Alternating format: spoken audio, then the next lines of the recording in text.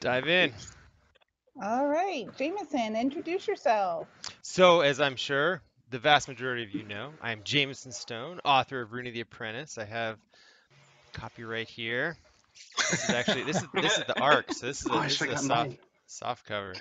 Um, and in the audience, we actually have a couple other awesome Inkshares authors as well. I'll let them introduce themselves too, and maybe at the end everybody can pitch their book, which would be pretty cool. But yeah, super excited to have everyone here and hopefully share in some enjoyment and some critiques potentially of Reading the Apprentice, and ask some questions. And I don't know, we'll kind of see where the conversation takes us. But really excited to have everyone here. So thank you for coming. You're welcome. Excellent. Yay!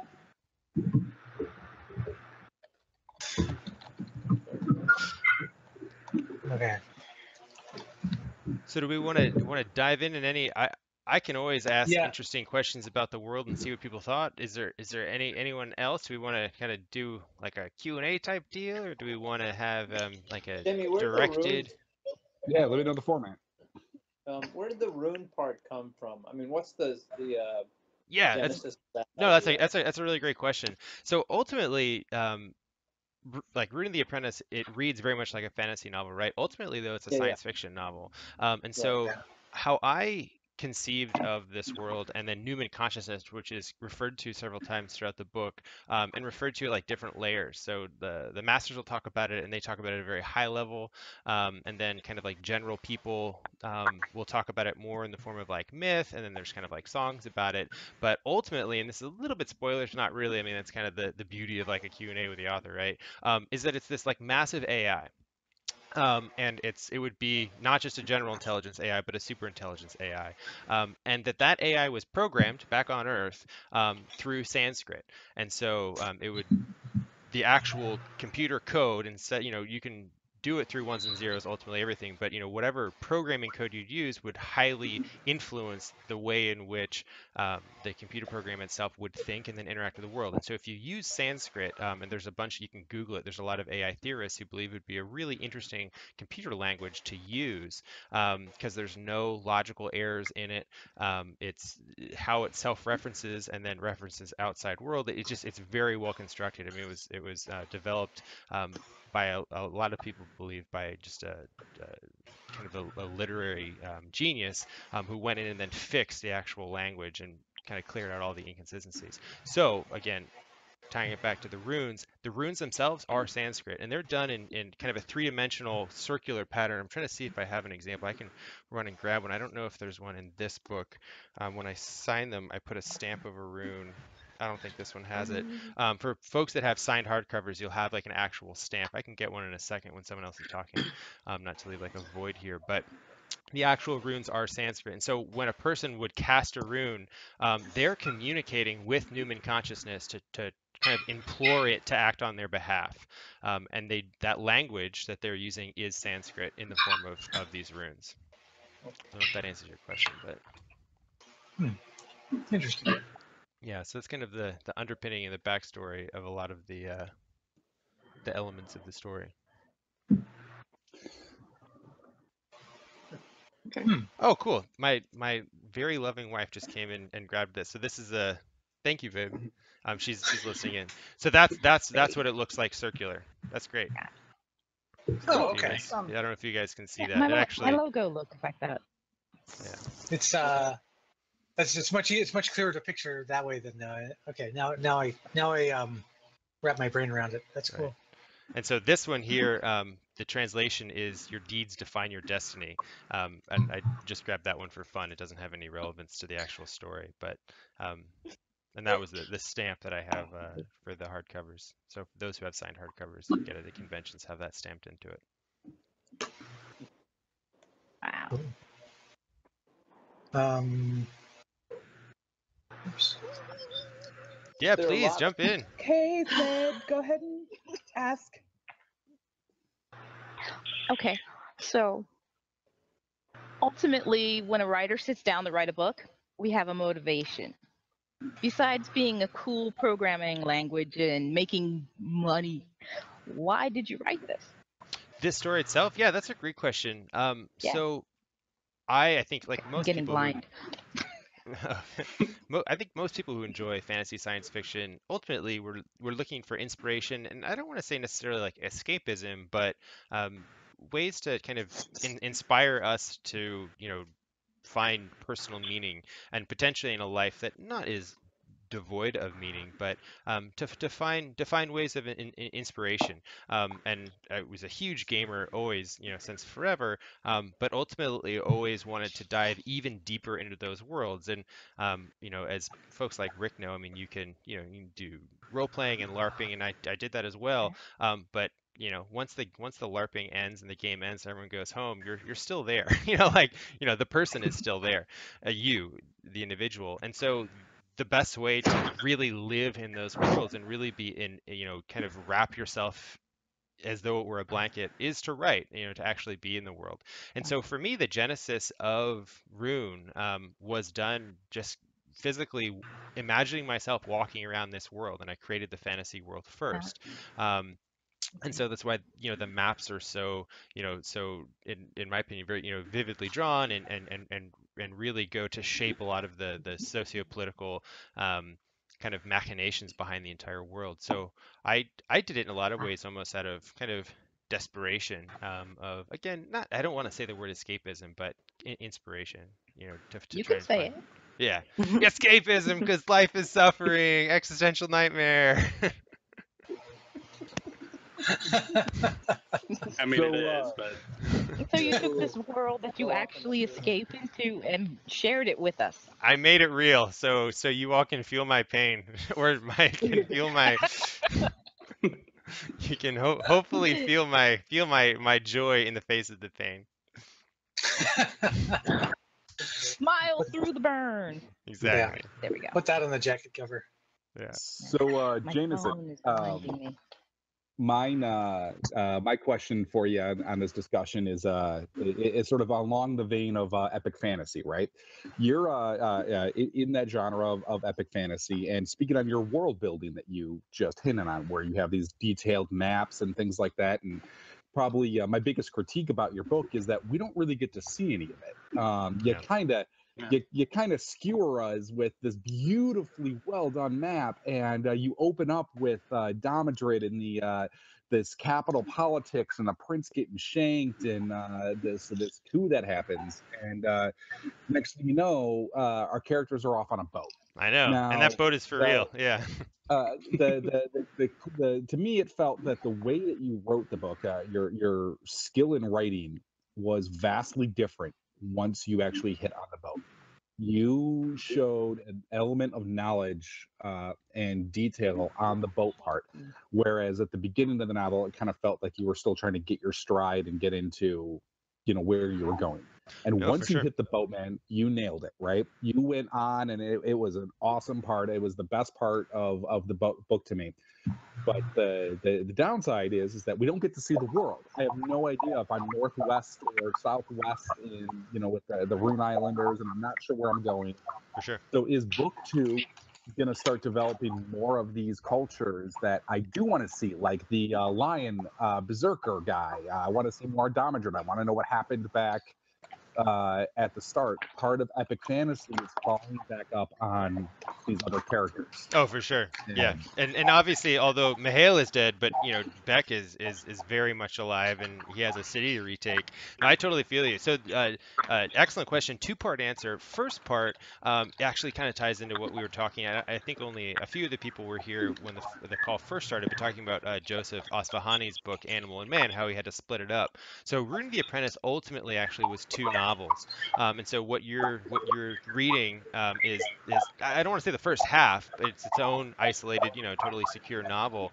But the story picks up right where it left off and continues on, in the center continent of Vikel. So Alexei and crew are in Vikel, and Vikel is this melting pot of cultures and customs. And so you really come face to face with all of the different nations of Terra, in that center continent.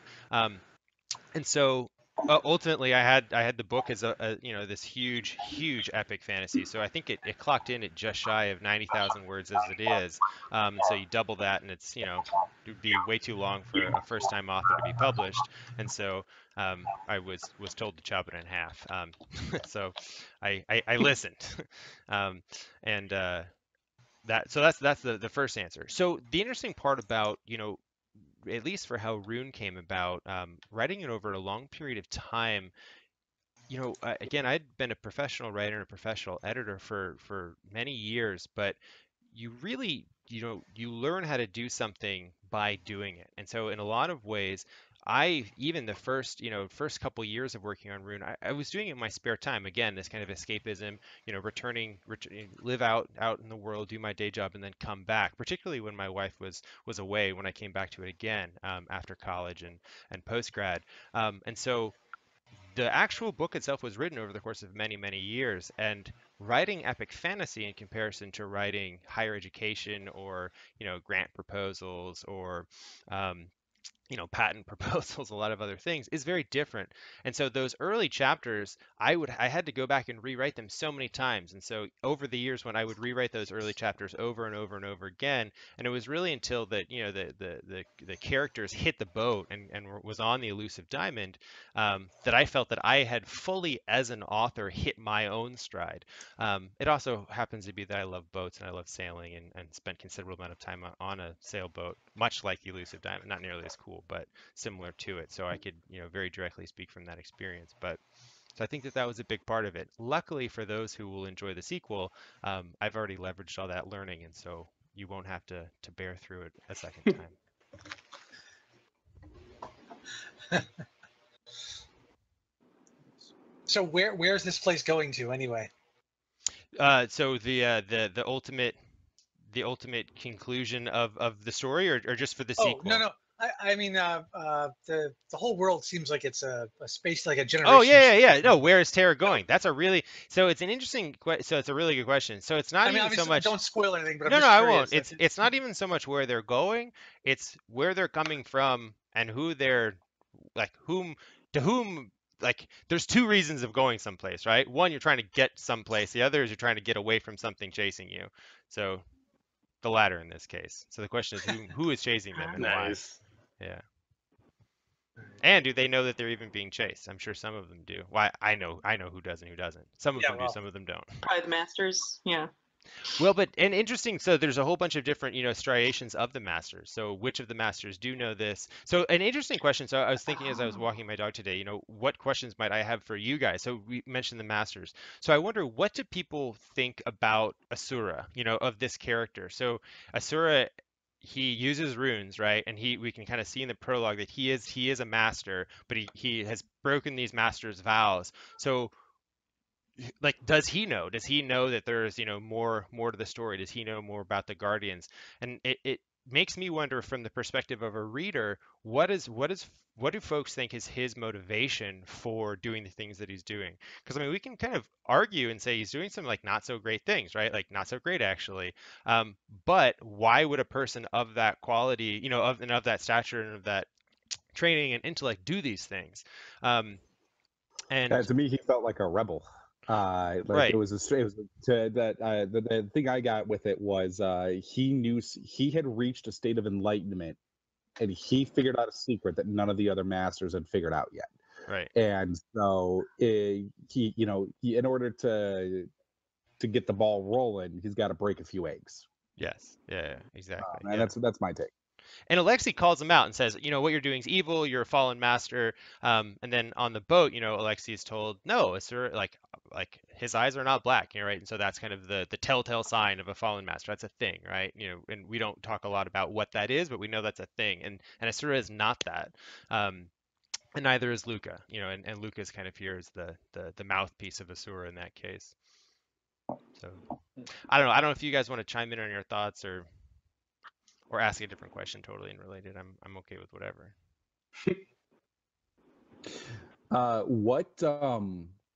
What is your favorite power that you showcased in the book? What did you, as Jamison, when you were writing, was like, this is my favorite power that I kind of had the most fun writing or wish that you had? That's a really good question, and I'm really curious as to your answer for your book, Rick. So at the end of this, I want to hear your answer too. So interestingly enough, and I don't know if this is kind of like a lame answer, I think just Alexi's sword mastery is really cool to me. So I am a martial artist, been doing martial arts for now the majority of my life, but I'm nowhere near as good as Alexi is with a sword. And like he's just a badass, man. And it came through pain and suffering and a lot of hard work, but what he can do with the katana is pretty awesome. Um, I think that ultimately runes, what you could do, like the magic, if you can conceive it and it's within the relative realm of like science magic or like Mass Effect space magic, you can do it if you can empower it. And there's how I envision it in the story, and it's kind of how the book's written, that there's a physical limit that a human can do due to their neurological power. So how much of these kind of Newman, these kind of nanotech particles that are in the world, again, having this being more of a science fiction novel, that they can access. But there's a way of, pulling a Final Fantasy VII and doing a limit break and being able to transcend that actual physical limitation of your central nervous system. And ultimately, here's a little, not really spoilers, but ultimately that's where Rudra's headed. And so Rudra's this really interesting character. So he's got runes all over his body, right? Lexi just got one on his hand. You can see it's kind of a pain. So imagine what the dude with runes everywhere in his body, what his life would have been like, and so what he then is capable of. So he's headed towards this path of, I call it the enlightenment transformation, but I'll rename it something in the book. That's what I have it for in my notes. But he's headed for that limit break, and he's then going to be interacting with other folks in the world that are not constrained in the same way. So in the book we talk about the Akasha people. So they are, they are in their skyship, and the Quathari. And so, the Quathari landed on Terra, on the planet of Terra. So if they landed on the planet of Terra and they cohabit with the people of Terra, there are probably other people still floating around above Terra that have not crash landed. And so, yeah, they'll be interacting with characters down the road too. And it begs the question: who are they? What are they? What do they want? What are their motivations? I was going to say it was the Lion Berserker dude for me. Nice, cool, cool. Yeah, cool. Yeah. No, Okay, but so go ahead. a new question just came into chat. Oh, How sweet. do individual specific characters powers for them? Why would you have something like a signature rune if everyone else at the same level can do the exact same magic? Yeah. So this is a cool question. So how do individualized special characters empower? Okay, so Timmy, if I'm understanding your question accurately, and if not, let me know. So runes are like a language. So kind of like writing, there are many ways that a person could communicate an idea. Let's say I'm going to go to the store. I can say I'm going to the store, or I'm going to run to the store because I'm late, or I'm going to, go to the store down the street. There's so many ways and so many nuanced forms of empowering something. And so a rune, like this picture, I have to close the chat window so I can see. So this picture, this would be the equivalent of a rune. And so this is a full sentence in Sanskrit. So any rune would be that full sentence. And you would have runes layered. So like a huge magic ritual would be, oh God, I just poked myself with this pin, would be huge. Yeah, that kind of hurt. Would be No, no blood pressure. layered nuances of the actual Sanskrit over itself. And so if you want to do something very complicated, so remember when Nataraja did his equivalent of a Skype call, kind of like what we're doing to Asura. Now his Skype call was, Skype 3.0, minus the ads, and it was a full three-dimensional, hologram was projected, and they were able to, communicate. And he had some physicality there, and he even had haptic feedback. So when Asura got really mad and kind of did his power play, Nataraja felt that resonance kind of, blow through him a little bit. So that was not a quick action that Nataraja did. So he didn't just kind of, I don't know if you commented again. So he didn't just, oh, ouch to the ads, yeah. he didn't just, say a word and have it happen. It was he wrote a paragraph, he wrote a chapter or whatever, however you want to visualize it, to make that change occur.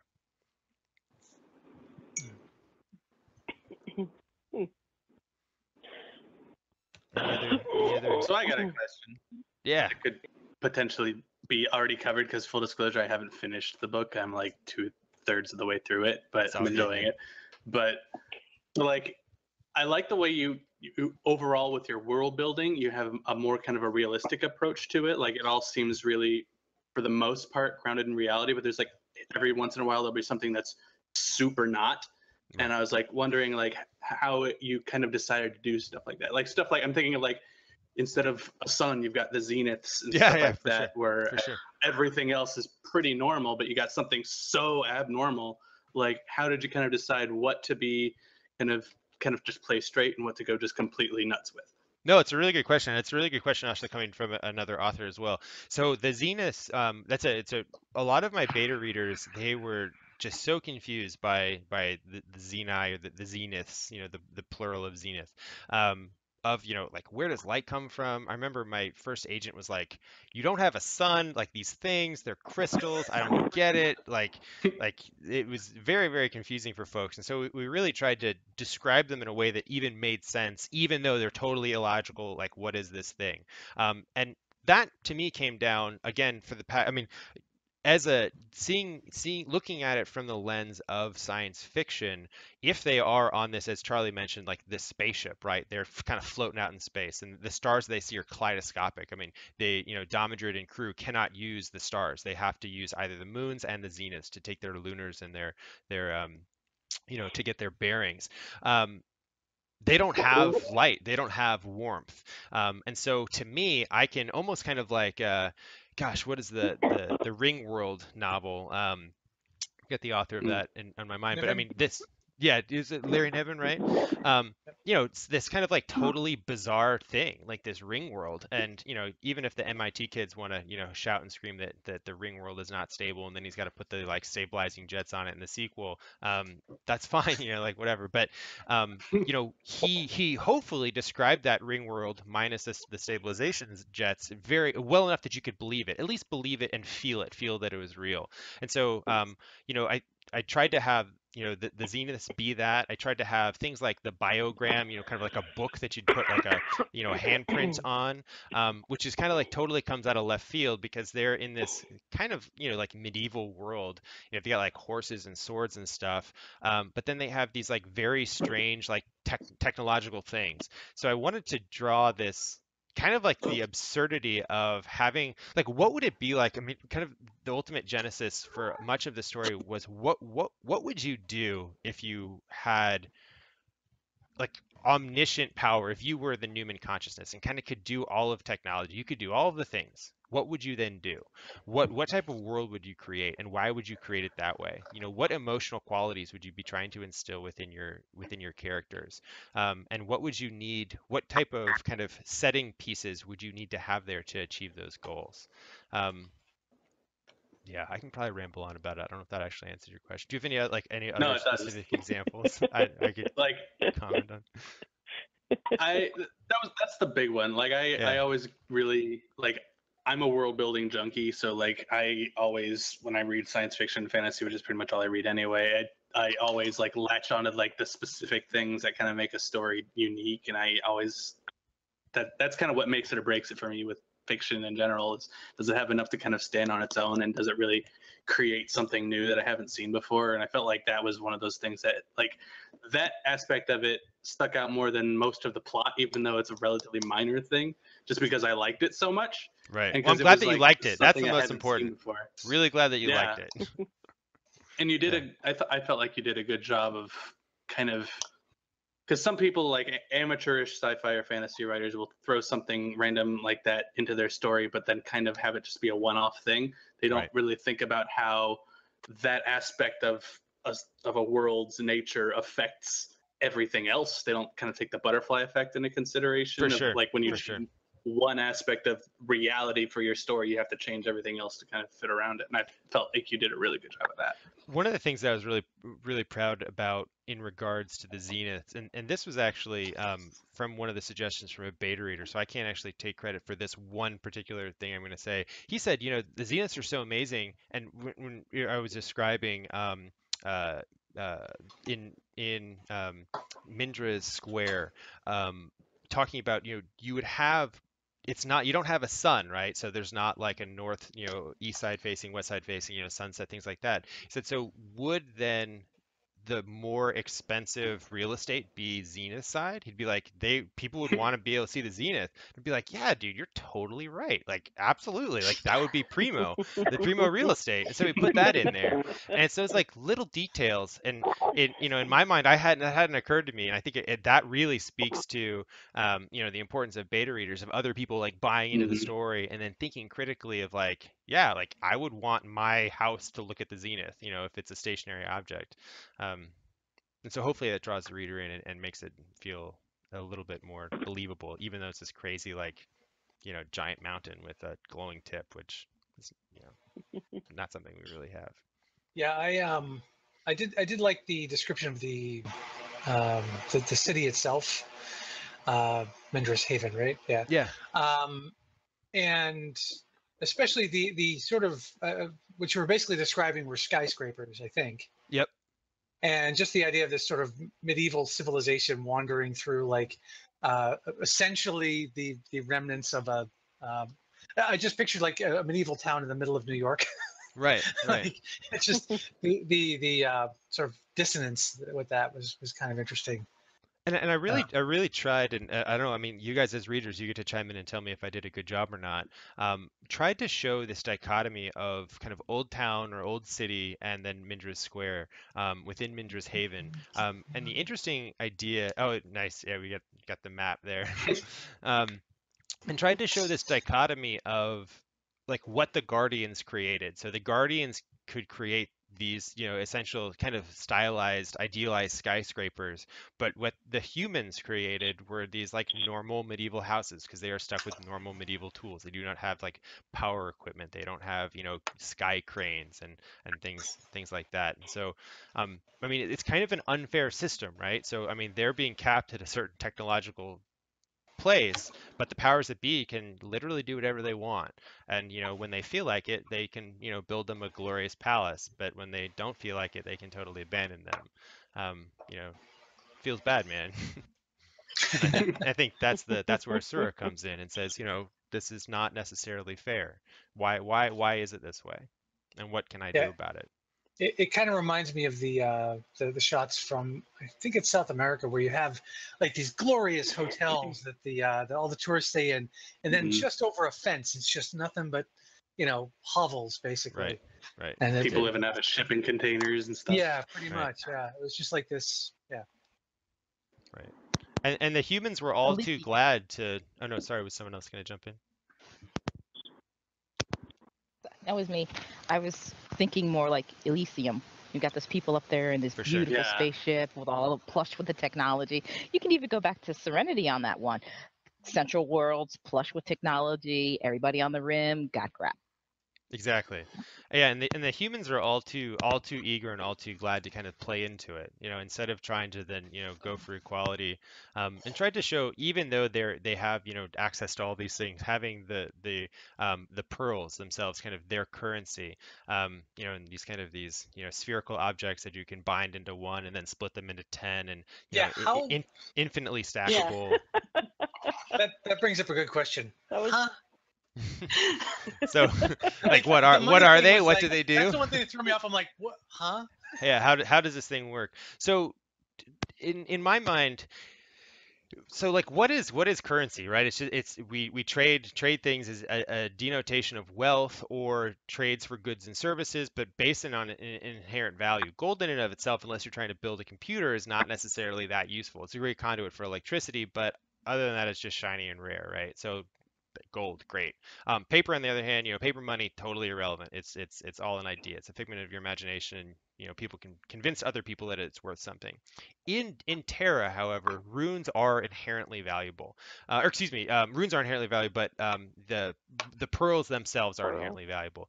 They are actually kind of you can think of it like a stem cell for like the nano. So when a person of kind of lower level, runic ability, like within the kind of the priesthood, like Mindra's priest, would perform a healing, they need to have the raw materials to actually do that work. So a master can just pull it from the environment. They can, so much like when Luca, cast his fireballs on the ship and lit everything on fire. He didn't need any raw material. He just pulled from the environment. But an actual priest need, they need to have resources basically, and so that would be the most valuable thing that you would have. And so they were able, that's what they trade.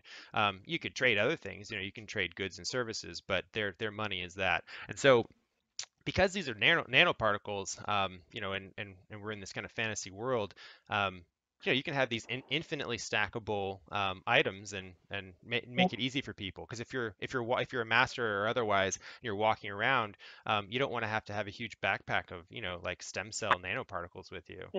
Why would you if they're so small? And if they're infinitely reproducible, you wouldn't necessarily have to. So kind of envisioned it in this infinitely stacking spherical object that you'd put in your pocket.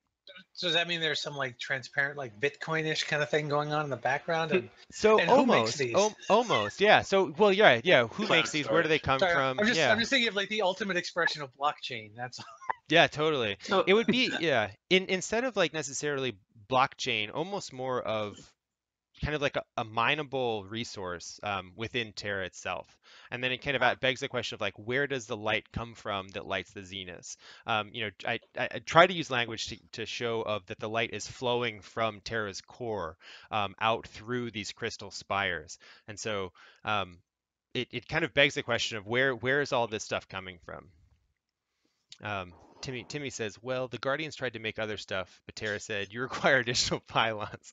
And so that was the first thing they decided to make. That's great. So that's a StarCraft quote. Good on you, Timmy. There is actually a couple of StarCraft Easter eggs within Rune of the Apprentice. I won't give them away, but those who love StarCraft like I do might be able to pull them out. There's a couple of Archon quotes. Archon is my favorite unit from StarCraft 1 and 2. So yeah.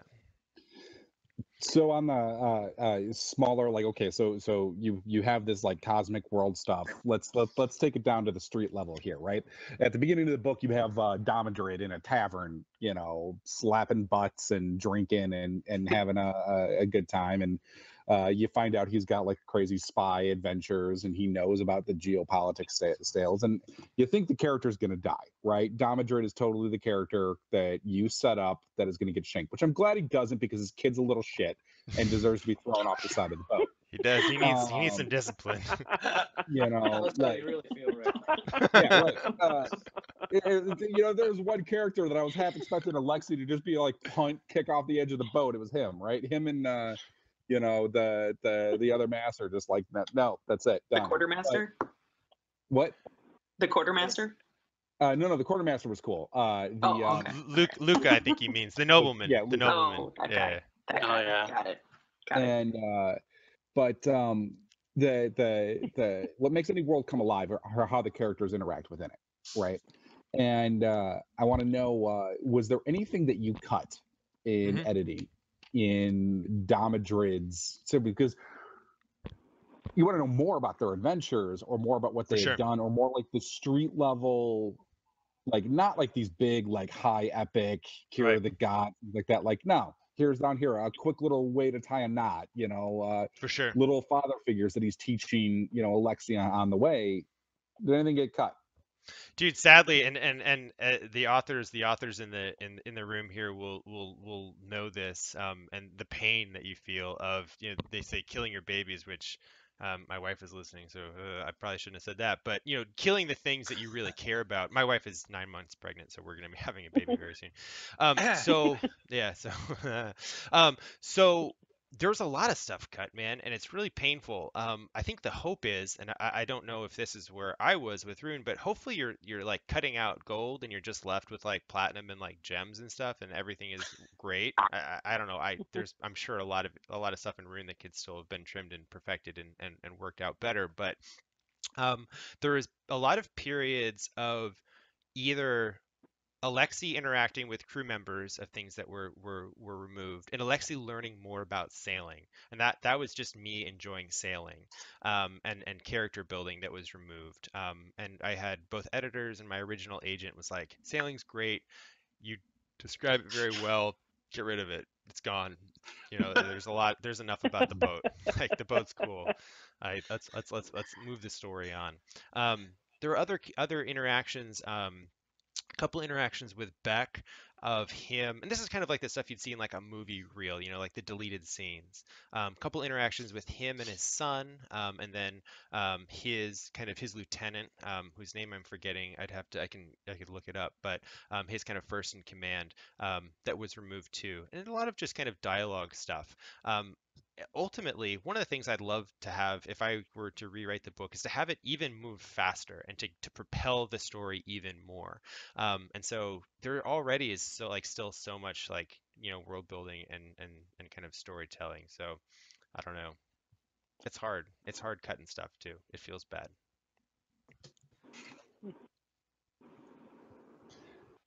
Yeah, I definitely got the sense that you knew something about sailing and something about martial arts. Yeah.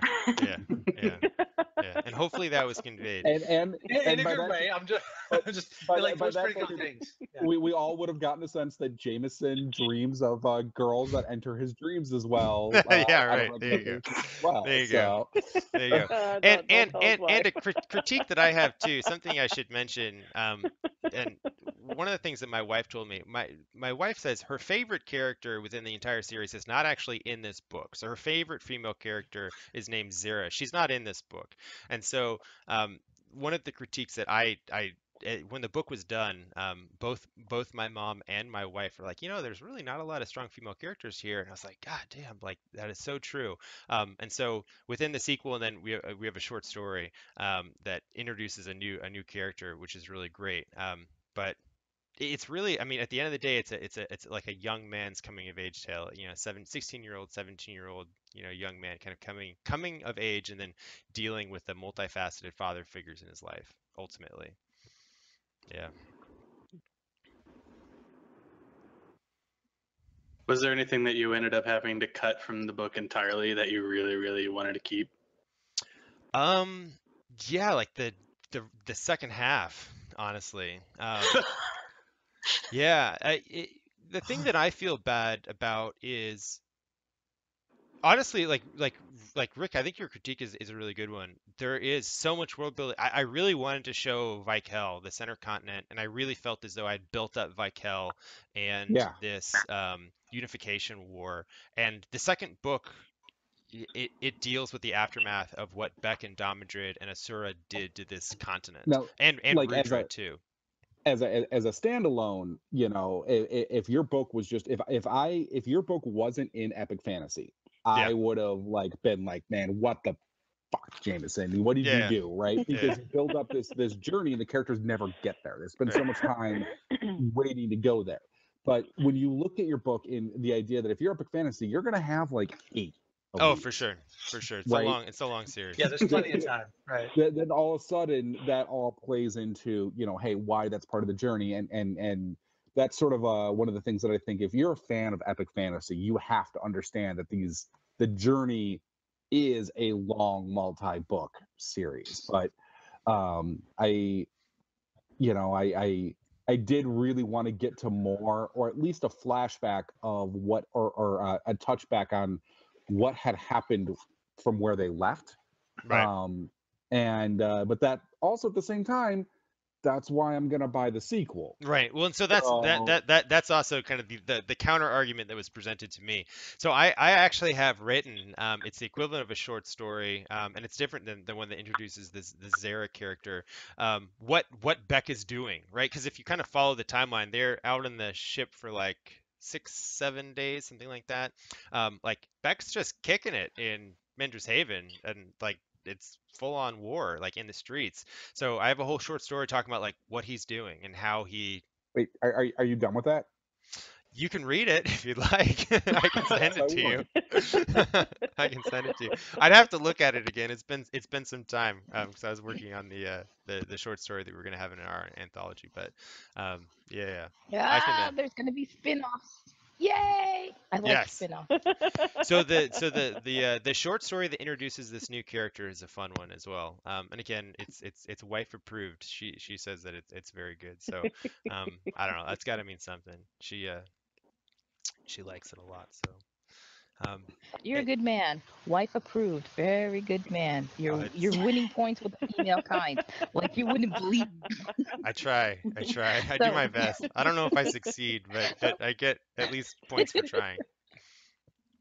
So Jamison, you have all of these wonderful little spin-off tales. Is there anybody that you've killed off already, like all writers do to advance the story, that you want to bring back?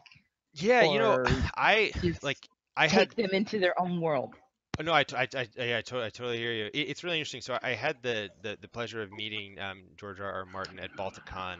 Really excited for Balticon coming up. So anyone who lives in Baltimore, please come. The dates are it's coming up actually, like really soon. It's on the 28th and or 27th, 28th, and 29th of May. So it's in like actually in exactly a week. Memorial Day weekend. Yeah, it's really coming up. So like come, it'll be great. I have a booth. When the babies do. Yeah, I know. Shh, don't tell anybody. It's really kind of difficult. It'll be fine. I know. Yeah. Yeah, don't tell anybody. Is Tom, Becca you gonna should be come. naming You should come for the booth. It'd be great. You should come and hang out. You can help hold the baby. I'll be in cosplay. Maybe we can see the baby, Scott. Here's Yeah, a question. maybe. Wait, are there's a baby? Someone's having a baby? Who's having it? Wait, what? Wait. Here's a question. Are you naming the baby after a character? I was thinking about it. I wanted to name her Zira. And if My so, wife- does that mean that character is going to survive? Yeah, well, she definitely would survive then. Yeah, but my wife and I decided I'm actually not allowed to say the baby's name. I got in trouble. I think I told my wife's parents, and I wasn't even supposed to do that. So I don't know. So I can't give any spoilers in that regard. But so I had the opportunity of speaking with George R. R. Martin very briefly. He obviously like kills everybody. And in my head, I was thinking, like, God, I self-identify with all of these characters so much. I like killing them. It would be so too hard for me now. Now, granted, George R. R. Martin is a master of the craft. He's been writing forever, and this is not his first series. He's been writing for a long time, and so he's a seasoned veteran in this regard. So I think he has a much more mature perspective than I do. He also is, older than me, and he's been around the block, so forth and so on. But at this point, I try to kind of build it up as Rick is saying of killing Madrid. Like spoilers, like Madrid's okay, like he's not dead, like he's gonna come back. They're like the elusive diamond got banged up, but they're coming back. I personally couldn't kill him off. I just would feel so sad. I do have a pretty harsh. Myself. I do have a pretty harsh. Sorry. Oh, that's okay. A harsh kind of a character arc for Zira. So I think for me, I prefer to put the characters through a lot of hardship and kind of feel that pain, but ultimately come out hopefully, having grown and changed and all the rest. That's my stance though. Any other questions, ideas? Thoughts, comments, critiques? I'm okay with critiques too. Oh, just really quick question. Who drew the map? Was it you or? So I drew the original maps, and I'd have to grab them. I have they're on my website. I have my originals, and then the same artist who did the cover then digitized them, and we put them in the in the end sheets. And we have the cover or the end sheet for Vikel done now as well in preparation for the sequel. So the full-on map of Vikel is completed. I had done the original map years ago. I actually started drawing them in Japan, which is pretty cool. When I was in college, doing yeah, doing a study abroad project. So I was like super lonely living in Tokyo, like living in Fantasyland, while studying martial arts, teaching English, and learning like Asian business. Um, Kind of crazy. And started drawing the maps there. Even though I'd been working on the story, that's like when I actually drew the maps. Um, Kind of wild. But so yeah, that's who did the maps. And he Cool. didn't do any substantive changes to them, just really kind of smoothing them out and digitizing them. Actually, sorry to stick on the maps, but No, it's I fine. noticed that there's no scale on the big map at all. Yeah, Like, what's yeah. Yeah. how big? No, it's such a great roughly- question. So when I was originally writing this story, I asked myself that, how large do we want to do it? And I think a lot of fantasy writers, and I'm not sure if science fiction writers, they probably get it. It's, for them like intergalactic scale, less about planetary scale. I'm not sure. Yeah. I've not done like an intergalactic story. But a lot of it can come down to like how long does it take from a character to get from one city to another city? How long does it take by horseback? How long does it take by caravan? How long does it take by sail ship? And I get around some of that because technically Madrid and crew shouldn't have been able to get from Lindros Haven to Vikel that quickly. But there are these, the ice flows and these currents. They also have a very fast ship. Ultimately, I leave it like super vague.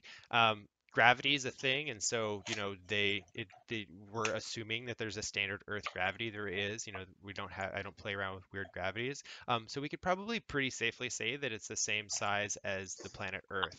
Now, an interesting thing how gravity works though is gravity is based on mass, and so you can have a larger surface area, but just play around with the mass.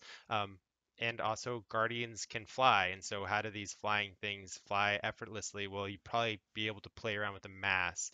I don't know, and gravity can be controlled by this hypothetical particle called the gravitron, and so if you can control the gravitron, you can do a lot of crazy stuff. So He flies like Cyberman, what's like every that? other superhero. They just do. They just do, They fly like right? Superman, They like every other just do. superhero. They Yeah, just do. they just do. Yeah, They they throw have them wings. they throw themselves to the ground and they miss. Exactly. Yeah, right, exactly. Even better. I'll be throwing things at the ground later. So, my only question is, when is the RPG coming out? Yeah, I about to would ask love to that. do it. Yeah. Oh man, And so what system? yeah, so Witcher 4, I mean, if you can, that's what I want. So ultimately, I'd love to have an open world, you know, large scale RPG. I think it'd Oh, be cool to have a tabletop RPG, but video games, like I'm totally addicted to video games. My wife is nodding her head hearing me say that, I'm sure. And so that's what I would want to have is just a full RPG. I mean, I grew up on Final Fantasy and things like that. I think the closest thing that I've seen to like modern day, like really great RPG is Witcher, and particularly Witcher 3 really nailed it. Um, I'm way over 400 hours into that. It's So amazing. They did such a great job with that. I mean, we could have an entire podcast just on that oh, one game and how it's amazing. And then mind blowing. taking comparable games that really failed in a lot of ways. And even Skyrim's great, and I love Elder Scrolls, but there's no story. There's no central protagonist. I don't know. So yes, I would love to have and the world itself is designed hopefully to be robust enough to do a large scale role-playing game. Whether or not that happens, I have no idea, but that would be the dream. Then I Okay, could really so escape into it. RPG, gotcha. Video game format. If you get the opportunity to option movie rights, just promise me it's not going to be a world class disaster. I Please. know what happened, and I love that It's gotta actor be- too. It's gotta be like a Netflix thing. Yeah. You Well, gotta give we it have room to breathe. so at our publishing house, we have another co-author. His name is Tal M. Klein. He wrote the book The Punch Escrow. I'll give a little shout out, a little plug for The Punch Escrow. I have read his book. It is very good. It was optioned by Lionsgate for a seven-figure deal. This is public information, so I'm not giving away any trade secrets. And some of the people that he's in communication with to play certain characters in this movie is absolutely amazing. I don't know if I'm at liberty to discuss the actual people who will be playing the characters, but these people, and you will be excited to watch them in the big screen. And Tal will be That's so excited cool. to, yeah, it's and this is Inkshares, so very, very, very, very awesome. Oh wow. So Oh, whether or not jealous. I don't know what that means for Rune, probably nothing, but I don't know. Other Well, people are at least living the dream. The It's thing is, good for everybody on the platform. So I'll say Absolutely. this with the world building itself. Like, there's a lot of fascinating elements to it, like the glowy stuff in the ocean and the icebergs that aren't clearly are not actually icebergs. Right. All this kind of stuff. Like, there's a lot there. I think for it's got a lot of cinematography potential. Like I could see a lot of it as I was reading it. I tried to write it that way. Yeah. So you could you really feel as though you're there. Yeah. I apparently Adam was told. Adam is the CEO of Inkshares, who does the rights management. That it would be so expensive to do that they need to have several more books done to be able to substantiate the investment. They need material. I don't know if that's true. I mean, that also could be the nice way of saying like, "F you, we're not giving this guy a movie." I don't know, but that's what I was told. Keep writing. We'll eventually do Right? it. Yeah. Keep back to the salt mines, you. Sell us thousands more copies. Yeah. I'm not. They sure. want a certain number. When you get to book 28, then we'll talk about it. Right. Oh, sorry. They want you to demonstrate a certain number of projected sales. Therefore, they can say, yes, we definitely have a guaranteed return if we spent this amount of money. That's all they're looking for, which is why they're telling you we want more books. But if you had book 2 took off I don't know, Harry Potter, the entire series of Harry Potter in one book, done. Write whatever you want. It's yours. So that's why they say write more books. They just want you to demonstrate a following. No, they probably also want to make sure you don't end up going the George R. Martin route and take forever to finish the series. Right, so that if they make a movie now, they won't have to wait 10 years to make the second one. For sure. Or the or the Wheel of Time Robert Jordan route and die before it's done. Yeah. So I don't know if Brandon Sanderson would want to finish my series too. He did a good job on Wheel though. He did. But yeah, I think they're turning Patrick Rothfuss's Kingkiller Chronicle. I've heard talks about that into a television show. So that would be really cool. I've heard. God, I would sell people I know just for that. So hopefully, it's the 2 books so far. Oh. Yeah, they're really good. They're really good. No, he's a master of his craft. There's no doubt, and a really cool guy as well. He seems that way. Oh man, his charity is really awesome. He does a lot of really cool stuff. Yeah, he's a good guy. Yeah, I love Heifer International. Lin-Manuel Miranda is on the board for Kingkiller Chronicle. Okay. Nice. Oh, really? Yes. Ooh. So is it going to be a musical version? He's an awesome writer, even without it being a musical. I think I remember hearing that he said that it was just really moved him and he wanted to get behind the project. And music really does play into that series. I was gonna say, he's basically a bard. So. Yeah, exactly. That scene where he's playing and one of the lute strings breaks, and maybe 2 of them break or something absolutely absurd. Yeah, he's a great author. I like him a lot. Yeah. That's another really easy to imagine world, but yeah. A huge inspiration for me is also Patrick Roth, or excuse me, Brandon Sanderson. In addition to Patrick Roth, is Brandon Sanderson. So he's written a lot of books, right? And his current series of Stormlight Archive is absolutely amazing. It blows me away what he's done in that world to create that world in such a robust way. Absolutely in awe of it. Which world? I accidentally hit the wrong button. Oh no, not a problem. The Stormlight Archive. So the first book I believe is called Way of Kings, and then the second one is Words of Radiance. That's it, Words of Radiance. Yeah. So his publishers, Tor, amazing publishing house. So apparently, Words of Radiance is the exact maximum down to the page of what Tor physically can print through their printer. So they physically couldn't print a larger book than that. I have the hardcover on my bookshelf, but in a blog post he said that they couldn't make it any bigger. Like they just can't do it. Kind of funny. That's funny. There's a physical page limit. Yeah, and they never had come close either. And he said that their CEO Tom, I'm trying to remember, like Tom Doherty, I think it's Tom Doherty, Yes. said they would never have done it for anyone other than Brandon Sanderson. I mean, who knows? These people say these things, and but um, I don't know. It's a great Well, it book. seems like Robert Jordan got pretty close He did get a close. few Those times. books are massive, and I love. I grew up on Wheel of Time, and when people ask me, what is your book most like? I believe it's most like Wheel of Time for probably both the good ways and the bad ways, badly. But Yeah. honestly, I think I think both of those are there. Hopefully, hopefully as a writer develops, they can kind of try to round out their weak points, but. There's so much of the Wheel of Time that could have been trimmed down. I almost felt like I lost a lot of those things that I really loved in the story due to that over world building. I know that my book was overly world built as well, and so it's something that I'm striving to not reproduce in the sequel. Well, I think especially if you're starting out, the hard part would be you've got this entire universe inside your head, and it's funneling out through your fingertips.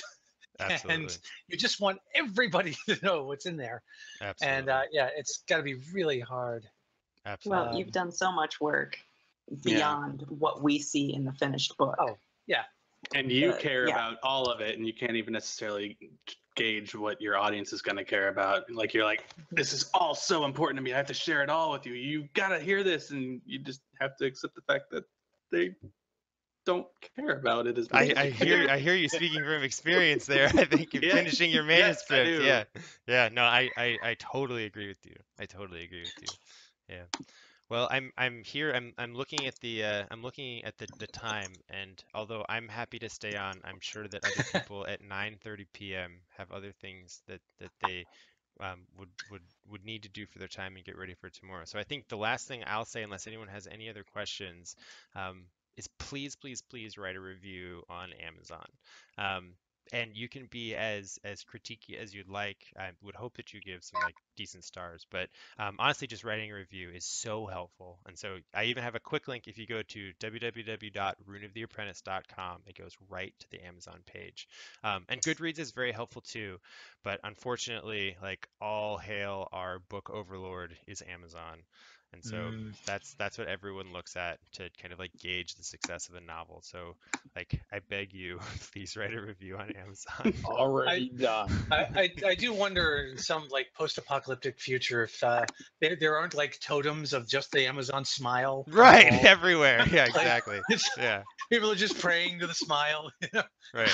Like carved into the moon. Yeah, just exactly carved into the moon. Yeah, in the moon. No, that makes sense. Oh man, somebody has to do that.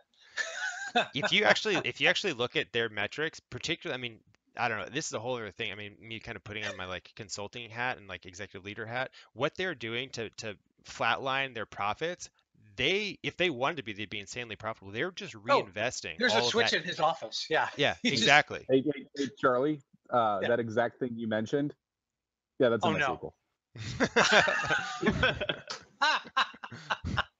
The smile on the moon.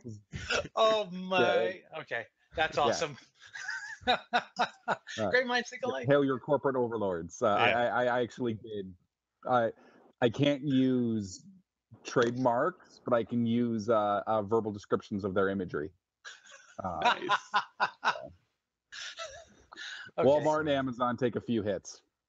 That's funny. They got pretty thick skin. I think they're okay. Yeah, I don't think they'll mind. Hell, you are but an amoeba to them. Hell, if it sold more books and they got more money, they'd be fine. Yeah. It's not like making fun of Apple. That's when you might get in trouble. Only if you've got some of their IP that they don't want you to have, then they might bust your door down. But anyway. Well, thank you. I'll stick around, but if people have to hop off, I totally understand. Thank you guys for coming. Please write a review. Please tell your friends. If you have a copy of the book, digital or otherwise, feel free to give it to a friend and just tell them to read it. Some authors get like really cagey about like needing everyone to buy a copy. I'm not. Just share. I want people to enjoy it. So spread the love. Thanks, Jamie. Thanks for hanging out. Yeah, of course. Thank you for reading and enjoying. Thank you for agreeing to it. Thank you for bringing in so many bloody people. And, of course. Yeah.